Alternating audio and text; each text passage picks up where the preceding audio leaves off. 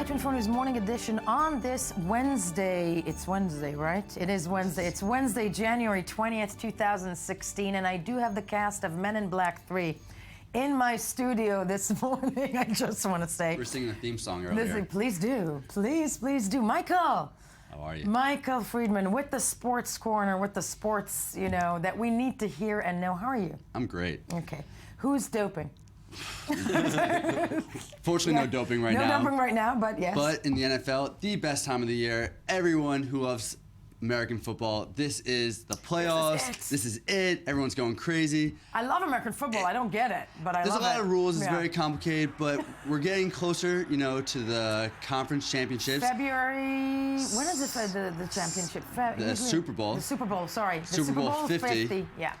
It's the 50th. The Super Bowl. It's a big one. Then Beyonce. Listen, Michael, before you continue, I have to say, I love the Super Bowl for things like that. Commercials. Beyonce, commercials. It has something for everyone. If you're a sports enthusiast, you watch the game. Exactly. If you're a girl and enjoy, the commercials, you have everything. I'm going you to have kill the you for concert. that line, but I'm happy that, you lifted You that have it one. all. Yeah. If you're a girl, then, the commercials. So, who are we going to watch? Who are we going to look at? We're going to watch 4 big teams there. We have a little story to see. Who are those teams going to be getting Let's take in a there. look.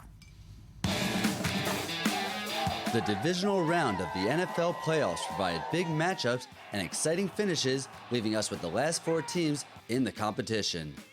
The New England Patriots hosted the Kansas City Chiefs, and despite having had many injuries late into the season, there's no surprise quarterback Tom Brady led his team to his 5th straight AFC Championship game. The Patriots shined in Foxborough, Massachusetts, winning 27-20, and Brady knows there is still plenty of work to make it to the Super Bowl. I thought we had a good plan. I thought, we worked hard, studied this team, watched a lot of film. So I think the preparation was good. We had a good week of practice. I think we had plenty of plays out there that we left on the field, things that we can definitely do better. And I think we could be sharper next week. So that's what we're going to try to be. The Patriots' win sets up what everyone hopes to be as a thriller with the Denver Broncos, who knocked out the Pittsburgh Steelers in a tight battle through to the very end. Broncos quarterback Peyton Manning is seeking another Super Bowl ring and will have a lot of preparation to do in order to beat rival Tom Brady. We're excited to be in the game. We knew we were going to have to beat a good football team tonight in order to get there, and then we'll try to enjoy this one tonight, and then get a jump start on preparing for that game on Monday. While the 2 quarterbacks have gone up against one another many times, Tom Brady has proven to be the best, and with Manning 39 and Brady 38, this may be the last chance for either to win another Super Bowl.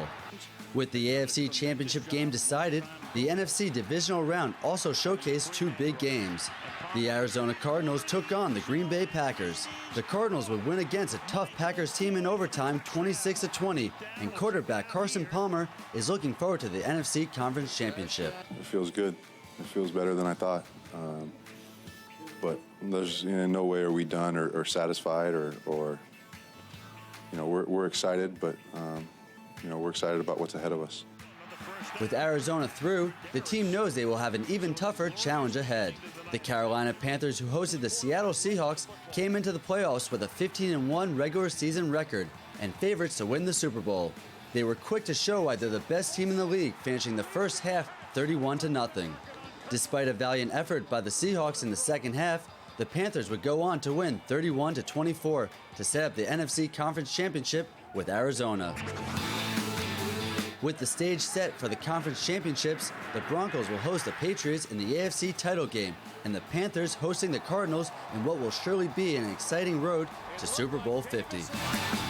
So Michael Friedman, other than sexist remarks, but for us girls, yes, I'm not going to let that one go. No. Who do you think are my predictions for this year's? Well, firstly, it's going to be Manning, Brady. It's a huge matchup, the 2 of them going up against one another time and time again. I'm hoping that the Patriots don't go through, but you have to put the money on them. They were the Super Bowl winners last year. Right. They are an extremely strong team. But on the other side, you do have the Carolina Panthers. They went 15-1 in the regular season. They're looking like the team to beat. I don't really know if anyone will be able to stop them. Cam Newton's playing great.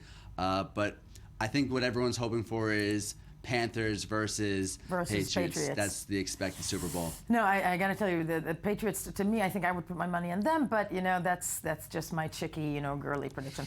That said, let's move to the latest sport with should we put it? Scandal in tennis. Scandal in tennis. No, there's no, seriously, there's no We were thinking line. this was the clean sport, the sport that didn't have any issues. Yeah. But once again, every sport is being, flagged with some controversy. This one with the Australian Open now, it's a huge story. The match fixing and what's going to be with that. And what's going to be with that. But let's take a look at the following report that takes us back at what broke open with tennis this week, then discuss. The Australian Open, the first major Grand Slam of the new year, featured more controversy over the integrity of the sport, as opposed to the actual tennis. Melbourne, Australia is providing lots of heat, not from the weather, but instead from its match-fixing claims that BuzzFeed News and the BBC investigators have reported. Once we had the data that showed there was a pattern of this happening in tennis, we started digging and we teamed up with BBC and obtained a cache of leaked documents from whistleblowers inside the sport, which actually show that the tennis authorities have been repeatedly warned time and time again about a core group of 16 players, all of whom have ranked in the top 50, and 8 of whom are competing now at the Australian Open. The players are extremely unhappy over the recent allegations that have rocked the world of tennis.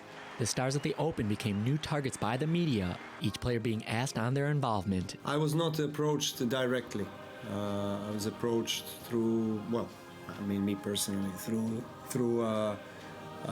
people that were working with me at that time. They were in my team. And of course we threw it away right away. It didn't even get to me. The fact that people were looking to approach Novak Djokovic when he was younger prompts more question as to how many other players had knowledge of this. These claims are very problematic for the integrity of the sport, and most of the players are trying to just focus on their game and are unaware of what's going on. As an athlete, I do everything I can to be not only great, but, historic, and if that's going on, I don't know about it. I'm kind of sometimes in a little bit of a bubble. I didn't know that so many matches had been flagged up with the betting companies. I wasn't aware of that. I knew that there had been some, but not as many as there were.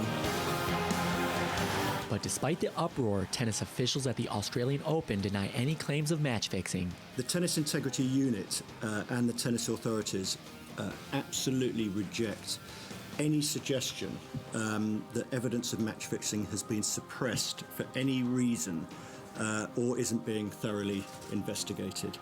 And while the BBC and BuzzFeed reports mainly refer to events from about 10 years ago, we will investigate any new information, and we always do. While the authorities are confident that there is nothing in tennis being suppressed, the integrity of the sport relies on more transparency and further investigating over the recent allegations. Now, Michael Friedman, I think it's important to note that the people that, obviously that we saw in the report, Djokovic, are not the ones being blamed. And the fact of the matter is that this is trailing back 10 years ago, and we don't know the names of those who fixed games, right? Exactly. We're still waiting to find out for BuzzFeed, for them to establish who those players are. Because once we have a concrete knowledge of the players, then you can investigate. Roger Federer, all the players, they want to know who these players are. But at the end of the day, this is something that's not a huge surprise for those players. They are aware of some sort of match fixing, right? Because those betting companies, they're looking for those poor souls, those players that aren't making the big bucks when they're younger. They approach them, and they look at it as a huge opportunity for them later on when they make it big to reach huge betting.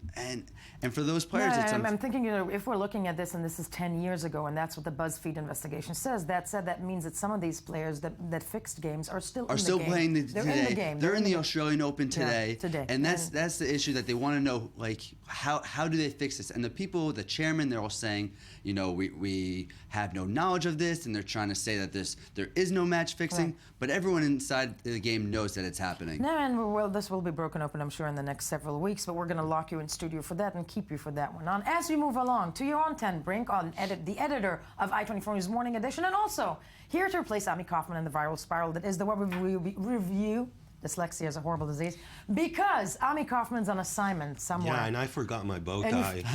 And I didn't shave my head. You did not shave your head, exactly, but you do have the Web Review. Yeah, I have some web review, some sort of web review. Let's start with important things.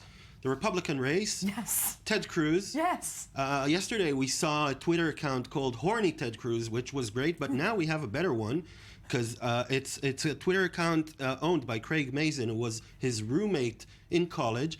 And in the last few days, he's gone on a barge of just incredible tweets. He's saying stuff like, Ted would leave a greasy film on everything. My friend Eric dubbed the substance cruz. Rhymes with scuzz.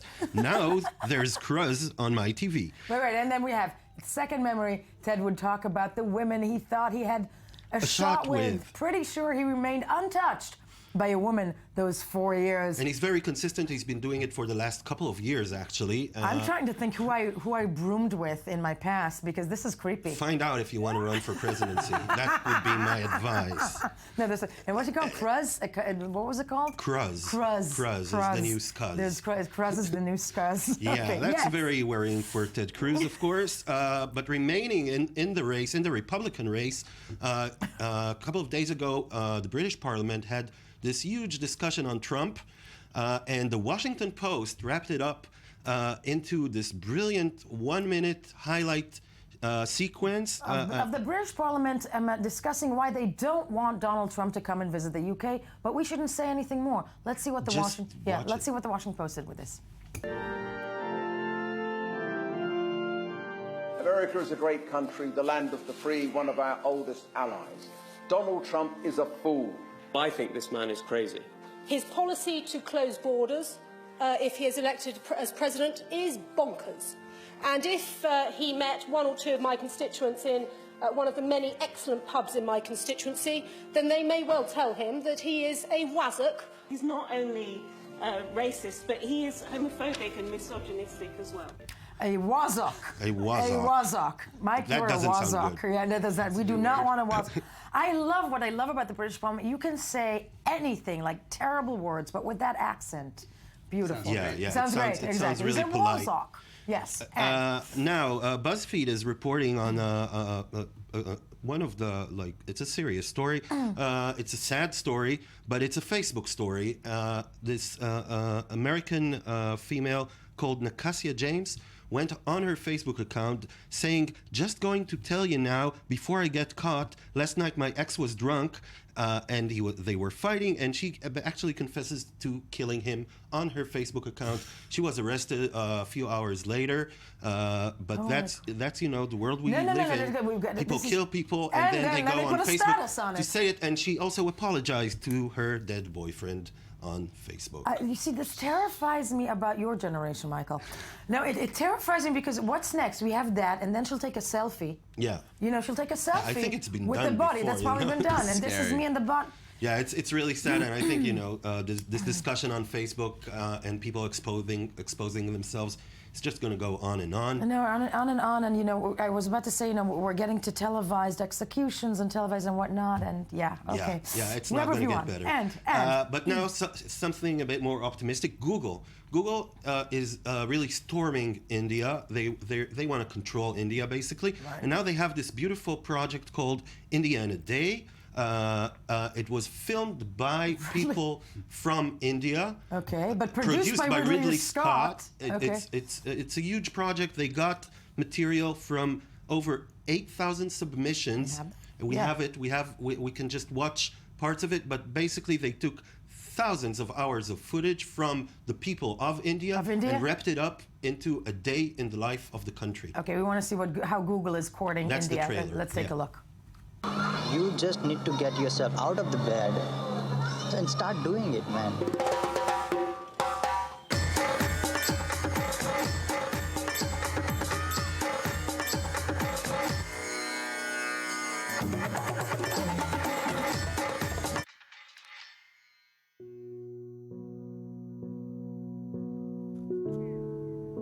beautiful. Beautiful, yeah. It should be a beautiful India's movie. gone, though. Yeah, Google now controls India, basically. Okay. But at least they And made a one nice last- movie. And one last thing going seriously viral on the web now is a washing machine jumping on a trampoline. Okay, Seriously. the viral no. video of the day. Let's take a look.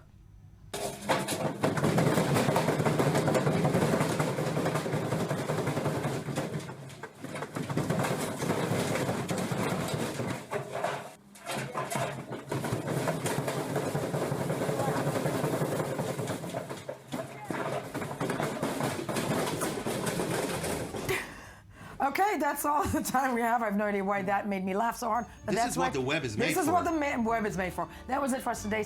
Of course, tune in tomorrow morning to start your day with another morning edition. Stay with the channel for the news. Have a great day.